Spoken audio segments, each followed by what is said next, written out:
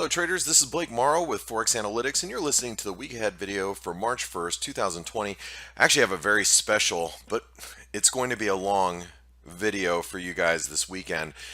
We have a great interview from Chris Weston in Pepperstone Securities, or over at Pepperstone Securities rather.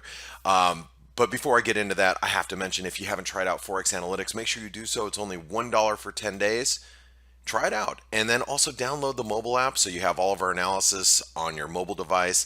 And it doesn't matter if you're using the premium or the light version, right? You will get the premium version while you're testing us out, and that gives you access to our chat room, and that's where you're going to find myself and all the other traders that are associated with our company in there, and people that I've been chatting with for 10, 12 years, 15 years are in that chat room as well. So make sure you join us there. So with that being said, I'm going to introduce you guys to Chris Weston from Pepperstone Securities, and then when I get back, we're going to wrap up with what we're looking at going into next week, which is a lot, and then the charts, just to give you a technical viewpoint of everything, which is a lot. So don't go anywhere. It's going to be super exciting. Stand by. Here comes Chris Weston. Hey, Chris, it's nice to have you here. I wanted to take a moment just to have you tell the listeners, who you are, what you do for Pepperstone Securities, and then we're going to talk a little bit about what's going on into this next week. Yeah, sure. Thanks, Blake. My name's Chris Weston. I'm head of research here at Pepperstone. My job, I guess, is looking at the connection between economics, looking at the connection between market moves and financial markets effectively, looking at sort of a multi-asset sort of dimension, really focused on FX, indices, commodities, and volatility really, and looking how they're what the sort of best trades are at any one stage, looking at probabilities in moves and what's the likelihood of something going from A to B, and then obviously the continuation into C. So really looking at things from a multifaceted perspective, but I'm hoping that we can sort of share some of the charts and some of the views that I put out to clients on a regular basis today. Absolutely. And one of the things I've learned about you, doing a couple presentations with you, but I've followed you on social media, on Twitter, for must be at least 5, maybe 7 years, and I know we've shared some comments in the past. One thing that I've known about you over the years is you do such thorough research for your clients at Pepperstone. So I think it's a great opportunity for you to be able to share some of those ideas with our traders at ForexAnalytix that may not be familiar with Pepperstone Securities, because you guys have a huge presence not only in Australia but in Asia as well, don't you? Yeah, I mean, look, we have offices, in Dubai now, we're in many different countries, and yeah, we've got a big presence in Asia, certainly here in Australia, growing in Latin America as well, and certainly in Europe and the UK as well. So we've got something like 80 to 90,000 active clients, and wow. We're certainly growing, and I think what's happening at the moment in these market conditions with higher volatility, not just in equity markets, but we've now started to see a bit of a pulse in FX markets, which is something we haven't seen for a while. I mean, our DNA was spawned in 2010 and sort of progressed as a sort of an FX specialist, but as the product range has increased, people have seen greater opportunity in things like equities and commodities and various factors as well. And I think anyone who's been in the market last week has seen movement and movement on a scale that we haven't seen for many years. I mean, it's huge, and I think that's creating opportunity as well. It really is, and so we're excited to have you share what you're looking at, and just real pleased to have you here. So thank you. Thanks, so Blake. Next week, I mean, we had this huge move in equities, and like you said, we're now seeing a pulse in the FX market. I've been trading FX. I switched from equities to FX back in 2001. From the 90s, trading predominantly equities, and over the last year was probably the worst volatility conditions that we've seen in the currency market since I remember trading. And we look at our Bloomberg implied volatility charts, and euro and yen volatility, they're at record low levels, and it makes it really tough for the currency traders to get around when things aren't moving. But like you said, things are starting to move, and we saw obviously a huge move in these equity markets last week. So what Do you think, like I notice on your slide, it says central banks target financial conditions. What do you think central banks might do based on what we've just witnessed over the last week? Yeah, I'm glad you can see the chart there. So yeah, I want to go through a few different things. I mean, I think central banks have moved, well, certainly the Federal Reserve have really moved to target financial conditions. And I'm not sure whether the Fed look at the Bloomberg Financial Conditions Index. I'd imagine they've got their own proprietary one. Goldman Sachs do one that gets quite a lot of notification. But what this does is it blends various factors like implied volatility. It blends equity move, credit moves, a number of other variables that go into this index. And central banks, specifically the Fed, believe that tighter financial conditions, and that's represented by this index obviously falling with that pink line at the top pane, that does have this kind of feedback loop into deteriorating economics. So they want to do everything they can to support financial conditions, make sure that they're easy. Yeah, look, people say, real yields and nominal bond yields are still very, very low, and that's very good. But if we look at this index, we can see this is now below the levels that we saw in 2018 when the Fed did that massive pivot. The market went after the Federal Reserve because they were doing quantitative tightening. They wanted to see rate cuts coming through. The balance sheet was an autopilot, all those various factors. And this is below that level when the Fed did that massive about turn. Now, we know that Powell came out with a statement on Friday night and he soothed the market a little bit. Well, I'll say a little bit. The Dow had a 750-point move in 15 minutes, but Yeah. financial conditions are now below where they were in those levels. We're at multi-year lows. The bottom level is something else they look at very closely, and that's inflation expectations. We look at the five-year break even, which in layman terms is 5-year expectations of inflation starting in 5 years' time. We can see that sitting at 1.51%. It's in free fall at the moment, and central banks will not want to see that. So the combination of very, very tight financial conditions and inflation expectations are falling very, very sharply, means we are going to get a central bank response. And look what the markets are predicting here, right? So I've got this table which I put together based on expectations using interest rate markets. Go to the Federal Reserve, the 18th of March meeting now. We're pricing in 152%. So what that means is not just one full rate cut, but we're 52% chance that we're going to get a second rate cut. The market's undecided. Do we see an emergency meeting? Maybe not. Or at this meeting, is there a chance we get a sizable 50 basis point cut? So the market's saying there's a possibility of that. But look at the other central banks in Canada. You're basically saying there's an 80-odd% chance that on the 4th of March, these guys are going to cut rates. The RBA next week, really interesting for anyone who's trading the Aussie dollar out there. The market's pricing in an 87% chance that they cut. You go back to the recent statement, and the RBA were like, we want to see a material change in unemployment. Obviously, that hasn't happened. Yeah. But, there's only 2 economists out of 18 who are calling for a cut, where the market said it's pretty much a done deal. You go what's priced down the swaps curve, and the market's saying that, in Australia, we're going to trough out at something like 13 basis points. So we're getting close towards the zero lower bounds, but also an argument where the market's going to talk about QE. So that's where the market's at. The rates market. Anyone who's a rates trader out there, you saw one of the most powerful moves in rates that we've ever really seen, and that just dominated with people going into risk aversion and carry unwinding. Yeah.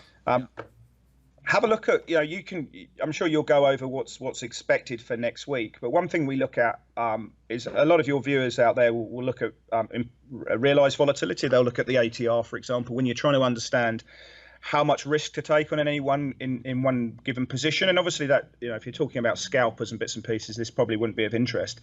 But people who are trading off, say, 4-hour charts, daily charts, getting a bit of perspective from weekly charts, we will look at things like ATR and leave your stop loss 1.5 times ATR, for example, to give yourself that breathing room. And when you know how much risk you're taking on, you can look at how much reward you're trying to get on for that position. And have a look at the 1 week implied vol. So rather than look backwards at realize what's been statistical fact, let's have a look at what the market's implying. So they will take a bit of realized vol into that, but we're looking forward. And these vols now in FX markets are massive. So look at Aussie yen, 98th percentile of the 12-month range. We're trading at 14.6 implied vol for the week. Now, what does that mean in layman's terms? We can actually use this vol, put it through the Black-Scholes formula, look at the straddle pricing. And what that does is it will give us the implied move. And that's the great thing about options trading, is we're not trading options specifically for our spot trading.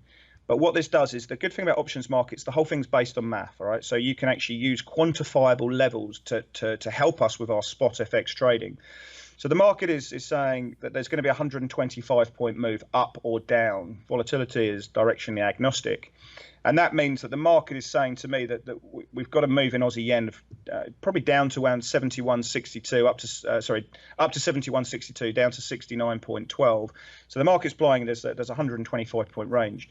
You go into something like Aussie dollar, we've got a 90-point move predicted, and that's got a 68.2% level of confidence. The point being here is that volatility in the FX market has come alive. It's not just an equity story. It's not just a rates or bond story.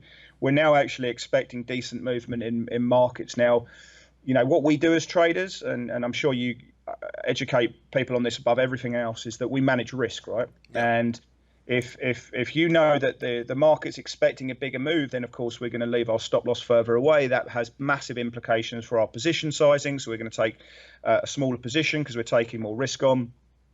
And so I like to use this table just to understand what the market's implying as potential movement. Now, I've used the straddle pricing out there, so it only captures about 68% of the move, but you can see that the expected move has ramped up, and therefore that has, for me as a trader, has huge implications on my position sizing there. So this is something we put out to clients every week, and volatility for me is the epicenter of the financial markets. It dictates our strategy. I'll see if I can find another chart here. Yeah, okay, look, so this one here on the right-hand side, I've looked at the bottom pane, which is the VIX index, so the implied volatility of the S&P, and the purple line. And just above that, you can see, I'm not sure how well it comes out, to be honest, unfortunately, but you can see the green line is the Deutsche Bank G10 FX carry basket, and the red line is the emerging market carry basket. So you can see that carry has been absolutely decimated because high volatility has come through. So carry is effectively current income. You get paid to be in a position. So you're buying things like the Mexican peso, the Indian rupee, the Indonesian rupiah. In G10, you're probably looking at things like the US dollar, those various factors as well. So you want to be paid to be in a position, and carry works very well when you've got positively trending equity markets, credit markets which are sort of doing okay, credit spreads are tight, and then volatility is very low. That's obviously changed and hit us very hard, and of course carries been unwound, as you can see from those carry index, and that's obviously mean why the yen's performed incredibly well over the last 5 days, and why we think that the yen remains a kind of buy on any kind of pullbacks here. What's interesting is as we saw that move before last week, so a week and a half ago, when the dollar yen broke the 110, roughly 110.30, 110.50 level, and it took off towards 112. You saw a lot of traders really change their thesis on what they thought the yen may or may not do. Yeah. And it's funny how things got rewritten literally within a few days.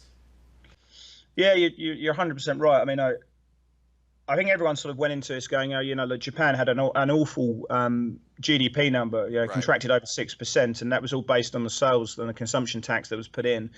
And then, everyone's like, well, Japan's really going to struggle as a result of the coronavirus, like, most of Asia. There's, people aren't going to school, businesses are suffering, and, their next quarter is probably going to show that they're going to be somewhat close to a recession. So why is Japan a safe haven? And we started buying the dollar, Swiss franc, and gold as well. Was working very well as an alternative currency.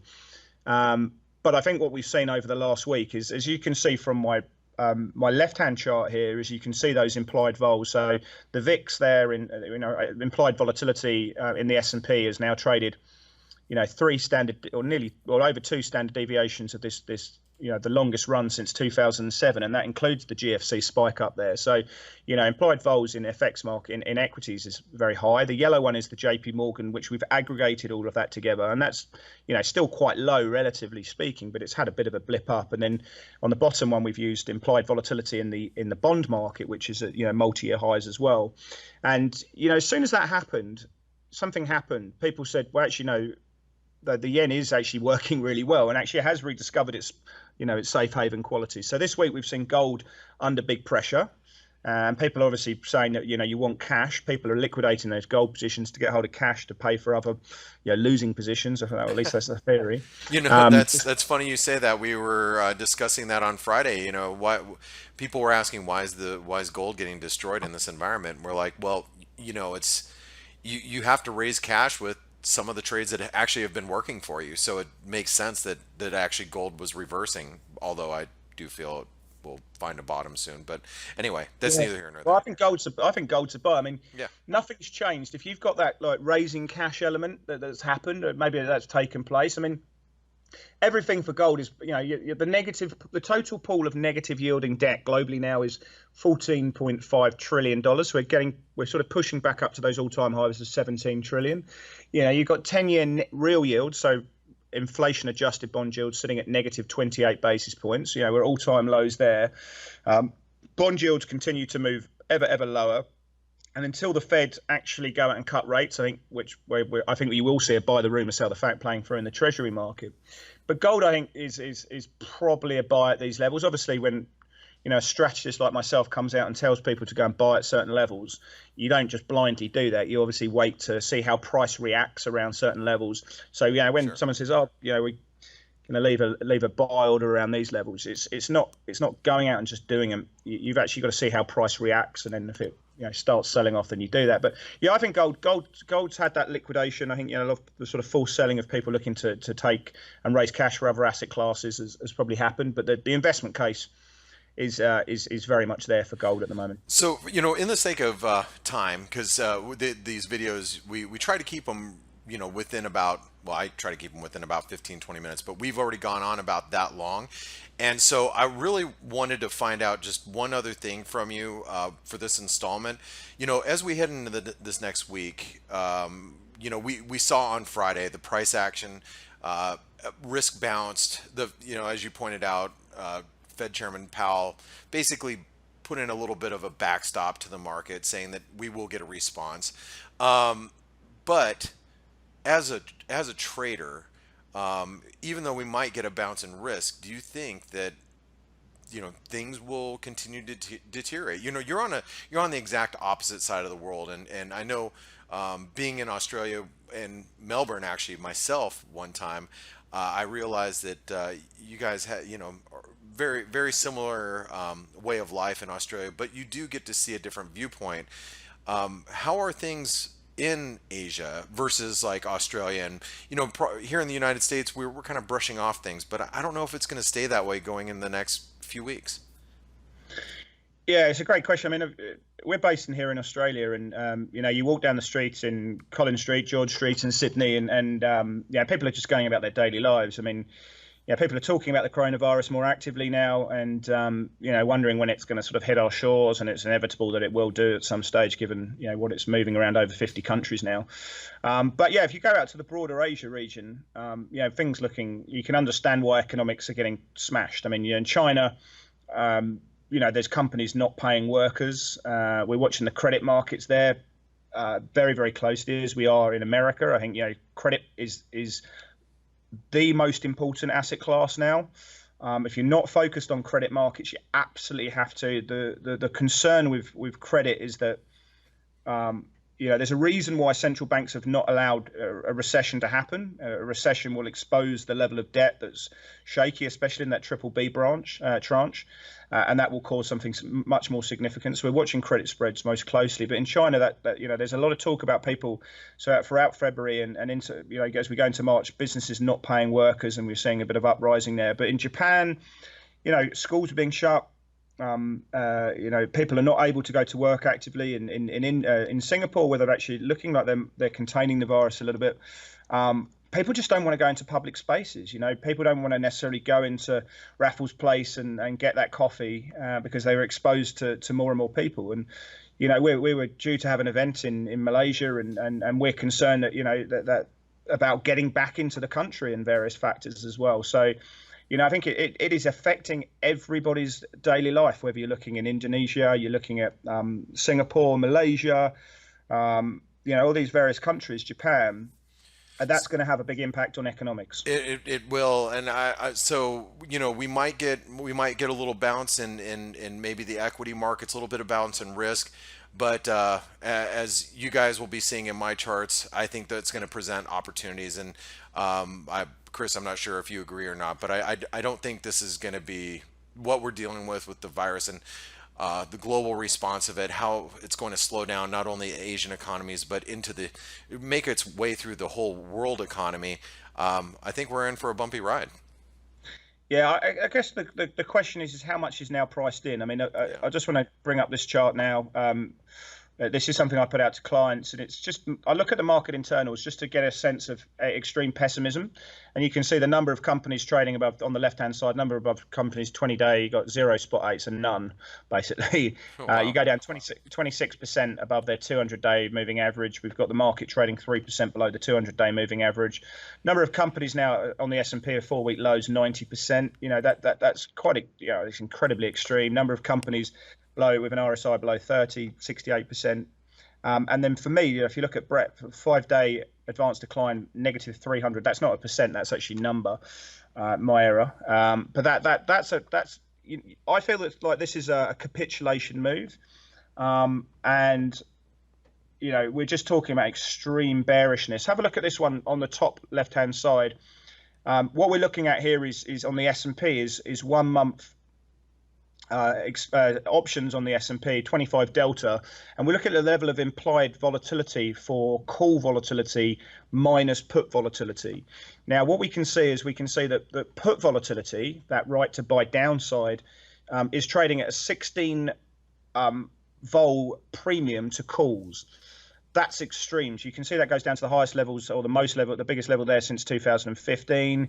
We're not a million miles away from where we were in the GFC. Wow. So this to me is one of the greatest sentiment indicators, that skew, that differential between put volatility and call volatility. And you can see that puts are now trading with a 16 vol advantage over calls. That tells me just how much pessimism is being priced into the stock market. So, we are due a technical bounce, I think, in the short term. Whether this China data that we've seen over the weekend changes that, and actually we just see just another negative open. But you can just see the level of pessimism, and that tells me that the market is pricing in pretty bad scenario, and that scenario would be an L-shaped recovery. It would be one where we're going to see a further spread across Asia, across Europe, and into North America. We've already seen cases now in Washington, and that actually will affect consumer behavior. But the question I've got is more, when does this really peak? Is it going to be April? Is it going to be May? Or is it going to be something towards Q3? And when that peaks, I think will determine the level of economic uncertainty we got. Great point. Great point. Well, Chris, real quick, as we wrap things up, I just wanted to make sure that everybody knows that, Chris, you're with Pepperstone Securities. What's the best way for me, if I'm not a client of Pepperstone, what's the best way for me to follow you, Chris Weston? Go to the Twitter handle, Chris Weston _PS is a good one. Obviously, get in touch if they're following you. Get in touch with you. I'm happy to give email addresses. I write a daily piece of commentary as well, which is looking at interesting charts around there, which gives just insight about things that people might not have necessarily seen, and quite unique exposure. I think a lot of people don't have Bloomberg charts, and you can get some pretty cool stuff on that. I put a daily out, which you can see. Actually, if you go to my Twitter handle, you can subscribe to that, and you can get that for free. There's no questions asked, and you won't get any phone calls from any salespeople or anything like that. So that might be one thing you can get. Well, Chris, thank you very much for spending the time with us today. This is actually my very first interview I've done on a week ahead video, and I'm really honored to have you as my first. No, it's a pleasure being here, and obviously, like you followed me, I followed you, and you put out some great insight to your subscribers. So it's obviously an honor to be involved today. Well, thank you very much. And thanks for joining me on a Sunday in Australia. I know it's not the easiest. So enjoy the rest of your day, and we'll see you next week on Good on you, Blake. media. Thanks, mate. Thank you. Cheers, buddy. Cheers. Alrighty, well, I hope you guys enjoyed that interview with Chris. It's wonderful to have somebody like him come in and give his perspective about the markets. As you guys know, it was a very, very extremely volatile week last week. So that means that we have to take a look at all the charts. Some of the things that I'm going to reference some of the things that Chris and I talked about, which I think are going to be very important going into this next week. And specifically, let's talk about the S&P. And even though you have the analysis right here on ForexAnalytix, if you look at the S&P chart. Let me find it here for you. And you look at the basic technical analysis that we provide, and all the analysis that has been updated. Not only basic technical, but Elliott wave analysis, harmonics, so on and so forth. The one thing I want to point out is we had a pretty massive bounce from a confluence, and the reason why I'm using my charts is this way I can draw a little bit on these charts. You'll notice that right here, this was a 78% retracement. Okay, 78% retracement of the trend lows going back to June of last year to the highs after coming out of the ascending wedge. I warned you guys last week that that we were going to have a sell-off. Yeah, I didn't expect that we were going to see a 12+% sell-off in 1 week. I didn't think it would be quite that aggressive, but we slipped through the 200-day moving average. And I have to point out that we are extreme relative strength, extreme oversold conditions. Yes, buying did come in at the end of the day, like we were talking about with Chris. The Federal Reserve Chairman basically said that they stand ready to act, which means that we're now starting to price in interest rate cuts moving ahead into the coming months. So the question is, how far of a bounce can we get in the S&P? And before I even get into that, you have to also think about what kind of gaps are we going to have over the weekend, and what type of selling pressure are you going to see into Monday. There's going to be some panic in the streets. You might have said, well, a lot of that was last week, but you take the mom and pop investor that was really buying above 3,000 over the course of the last several months, going into the beginning of the year, thinking that the market was not going to stop. They're probably looking at their investment portfolios, and you're going to see some liquidations early next week. So my 2 cents is that we're probably going to stay relatively weak going into the beginning of this week. Although this was a pretty bullish bounce, remember it all took place at the very end of the day. And most of it after the market actually closed. It was a lot of the futures markets moving there at the very end of the day. So just keep that in mind. I think that you will get some selling pressure. You've got testing for the coronavirus being done here in the United States. We're starting to, we had a death in Seattle, Washington. You're seeing cases pop up throughout the West Coast. Undoubtedly, it's going to get worse before it gets better. So when you have, retail investors probably hitting the bid going into next week, we actually might get better prices. I don't know if this was an actual low, or we might continue to feel some pressure towards 2,900 in the S&P before we see a bounce. But what I'm looking for is I am looking for a technical bounce and probably something to sell into going into the next few weeks. So just keep that in mind. Now, what does that mean for FX? Because as FX traders, we're like, well, how do we gauge where to place our trades? Because if we do stay relatively weak, this euro bounce that we're seeing here, which has been very aggressive. I know I've been warning you guys since last year, hey, if the stock market ever sells off, we're going to see some, euro short covering. Well, guess what? We finally got a sell-off, and the behavior is what we had expected. Obviously timing's everything, so the stock market continued to grind higher, the euro stayed weak. As stocks sold off, the euro did reverse. So now that the euro is above 110, I do expect the euro to be supported on dips. Just as if you look at equities, and let me draw here for you, if equities bounce, and let's say we see 30.50. I'm just going to use as an example. Like we get back to the 200-day moving average. Well, that probably means that the euro dollar on dips might find support back at like 109.50, maybe 109.80, depending on how big of a bounce that we get in equities. Okay, but the other thing that could happen, going back to the S&P, is maybe the S&P stays weak. We get back below 2,900 early in the next week before we see a tradable bounce. Well, that would mean that the euro dollar, instead of pulling straight back, the euro dollar might revisit the 200-day moving average first near 111 before selling off. Okay, so it's important to see how the equity markets react the first couple of days of this next week. Not to mention that we also have really, really massive massive amounts of data going into next week too. We have the RBA meeting, we have the Bank of Canada meeting, which we'll take a look really quick at the Aussie and the Kiwi as well. We also have non-farm payroll next week, which means that all the ISM data.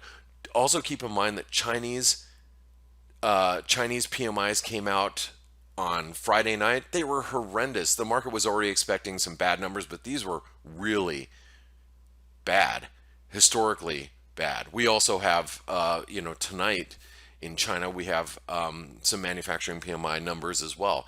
The market's going to be very, very closely watching this data too. So let's talk a moment about the massive volatility that we're seeing in equities and in the FX market. If you just look at the volatility, the VIX, all right, just this will be for the equity markets. Volatility, where is it? Let me make sure I can find it. I don't know where it's at. I got so many things that I watch here. Where is the VIX? Oh, there it is. Okay, so as you can see, the big spike up in volatility. I mean, we're nearing 2018 highs. Obviously, we've come off a little bit, but when you're seeing this much volatility in the markets, that means that the trading ranges, just as Chris and I were just discussing earlier, the trading ranges of the currency markets and equity markets and every instrument that you see out there is going to be much greater. I love volatility as a trader. I'm sure you do too. That means there's more opportunities, but the ability for you to get into trouble as a trader is going to be much greater as well. So therefore, you should be trading, manage your position sizes better, meaning trade smaller positions, be ready for higher periods of volatility when those average trading ranges extend themselves. Like I said, there is more opportunity to make money, but there's also equally more opportunity to lose money. So, just mind your position sizes as we go into this next week. It's going to be volatile. There are going to be swings. There are going to be opportunities.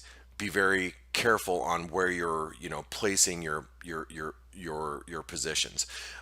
Take a look at the Aussie dollar. Considering that we have the RBA rate decision actually Monday night, which will be Tuesday morning in Australia.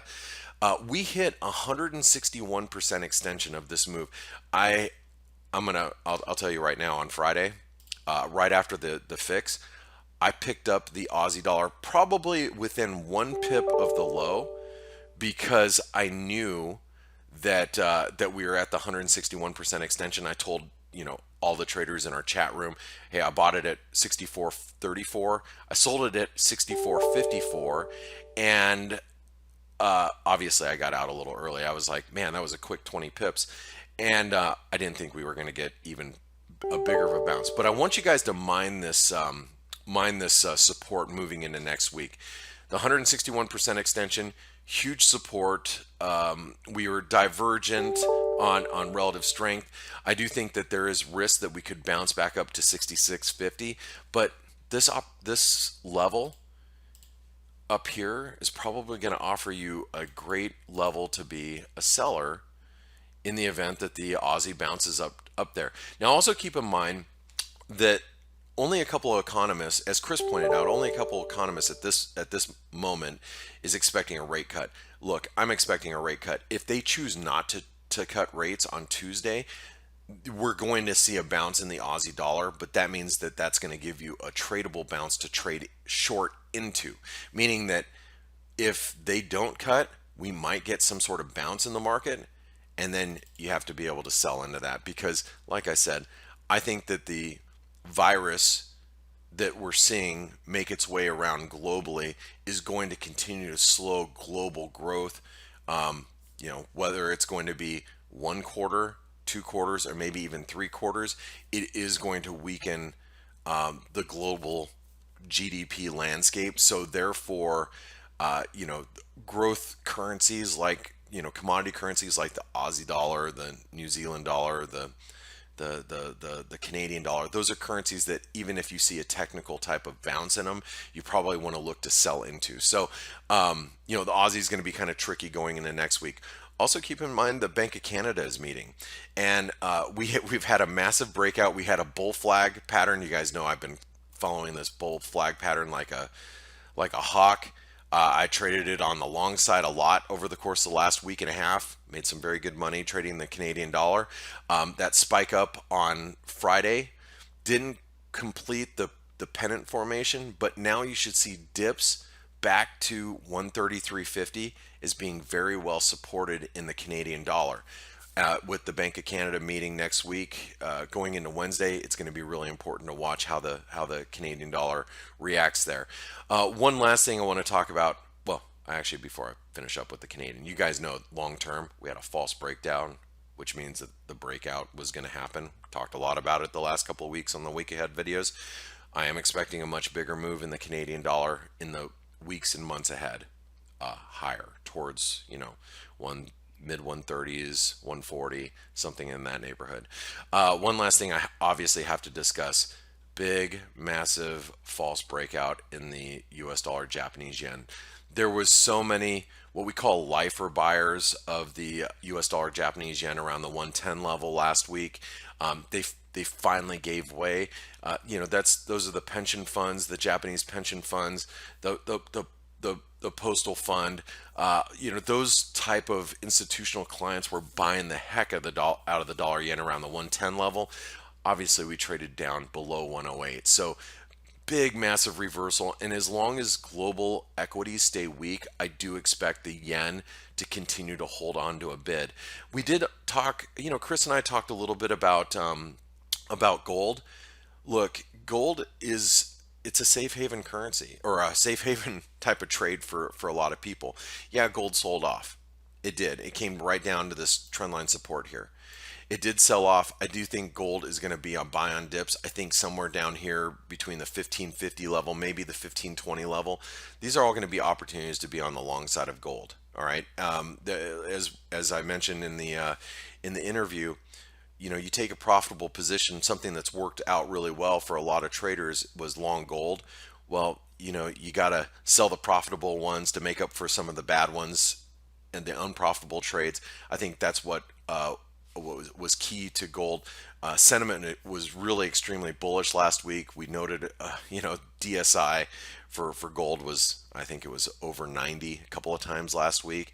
And so it was a recipe for a pullback. So this pullback is going to yield you some opportunities to be on the long side. Last thing I do need to mention, going back into the euro, short positioning is at extremes via the CFTC, positioning data. So any dip in euro, any dip down towards 109.50, 109.70, 109.80, those are going to be opportunities to be on the long side of the euro if we see dips like that. There are so many other things that I could talk about this week, but look, this video has been really quite long and extensive.